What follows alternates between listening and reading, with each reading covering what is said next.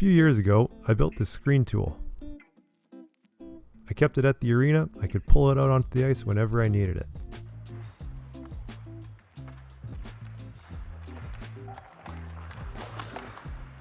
Saved by the screen. It was effective and it served its purpose. I'd rate it probably an 8 or 9 out of 10 for effectiveness, but only about a 1 out of 10 for construction. Ugh. I actually had to stop using this thing just because it was falling apart so bad. There's not a ton of puck marks on it because it didn't get used as much as I wanted it to, but you couldn't even lift the thing up to pull it out onto the ice after a while. The legs were going to come off, the arms were going to dislocate. So it was high time to retire this thing and build it a successor.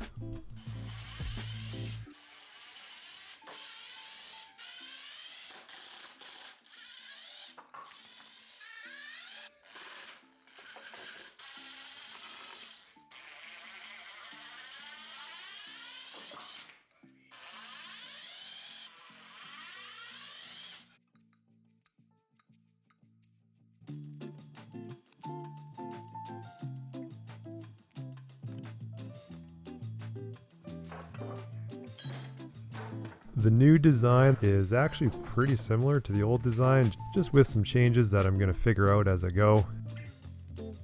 Here's some rough plans. That just starts off with my measurements and some of my cut angles. But for the most part, I'm coming at this sort of the same way that I coach, and that's without a detailed plan down to the letter, and instead having some outcomes and what I want to accomplish in mind and the willingness to do some problem solving along the way.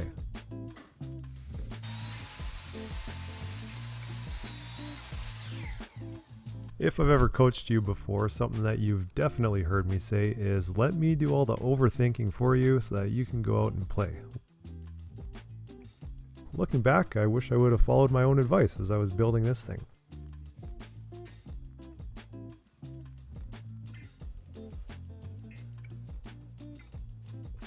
I knew the first cut was going to be fairly steep and outside the capabilities of my saw, so I actually anticipated this and built these little jigs that would let me cut fairly steep cut that was over 45 degrees.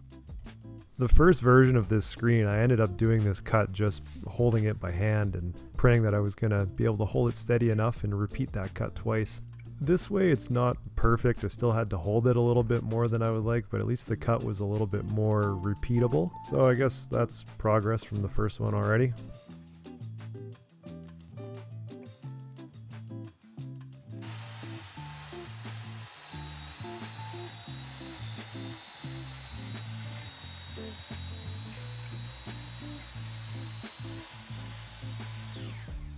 Thing I've come to appreciate with woodworking is the feedback is instant.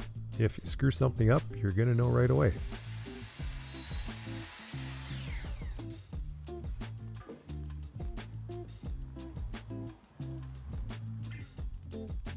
In theory, this thing should stand up perfectly flat on the bottom, and the top angle should come together perfectly, not like this. So that was the first problem that I ran into. I put it down and started doing some overthinking and some calculations and some measuring. Then I just remembered I'm working with wood.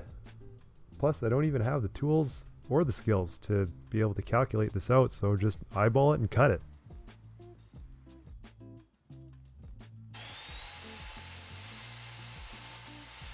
And I'd like to say that I got this on the first try. So that's what I'll say. There was no swearing or cursing or throwing anything involved. And there we go. Rinse and repeat. Now we got 2 sets of legs. Figuring out how to fasten those legs to the torso is going to be a me from 30 minutes from now problem. I'm just using 2 different 2x4s. I just didn't want to use a really heavy pressure treated 4x4 fence post. Thought I'd lighten that up a little bit, and it's not even really a weak point on this thing, so taking some mass out of it was going to be okay.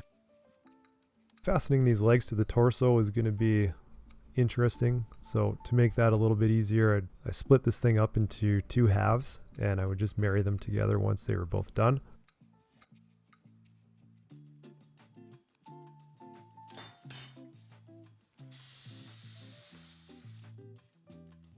Believe it or not, I built that entire first screen without a single drop of wood glue, which I thought was probably the primary reason why that other one started falling apart so bad.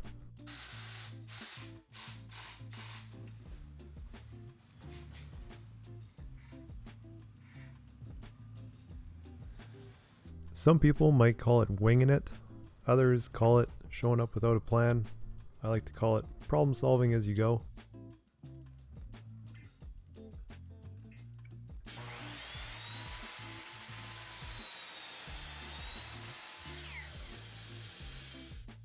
Boxing out the back side of this leg, I thought was going to be easiest with these little spacer blocks in between.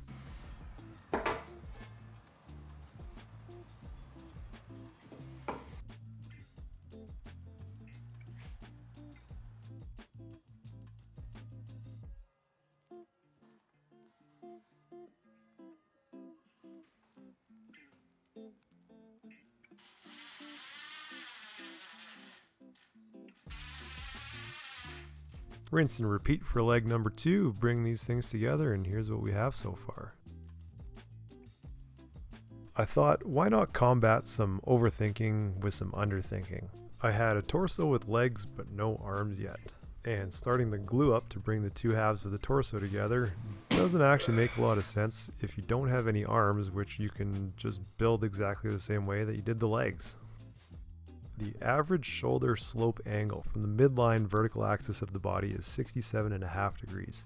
67.5 degrees is actually a really easy number to work with. When you subtract it from 90 degrees, which is the default cut angle, you get 22.5 degrees.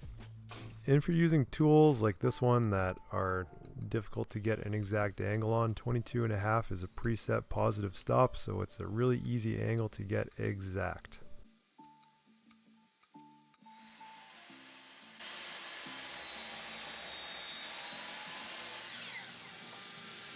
So set to work on the arms, building them the same way that I did the legs.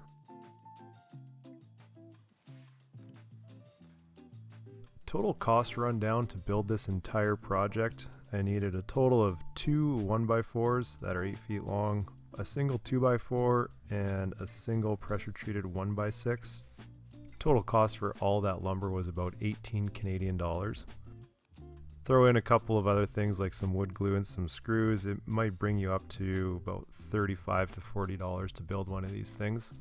At the end of the day, it's a really cheap project to do, which is kind of funny because if you have a player that's really good at screening and taking away a goalie's eyes, they're one of the most valuable people on the ice.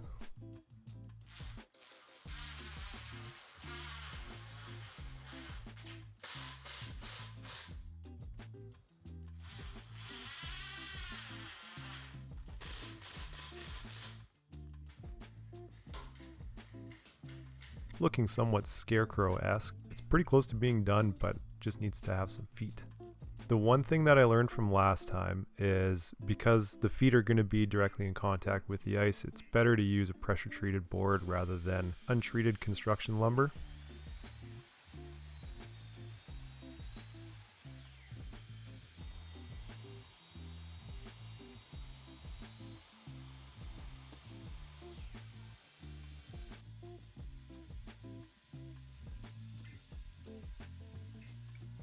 This guy's going to have some pretty big boots at about 24 inches long.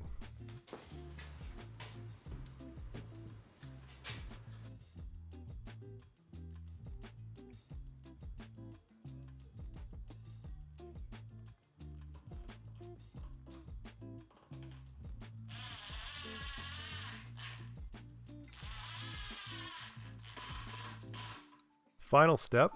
Now that the feet are attached, and this might be a little bit like putting lipstick on a pig, but because this is pressure treated lumber and I've now got an open grain after making a cut, I'm just going to put the same cut and seal stuff that you would use on your deck with the intent of preventing this wood from drying out and cracking on the ice.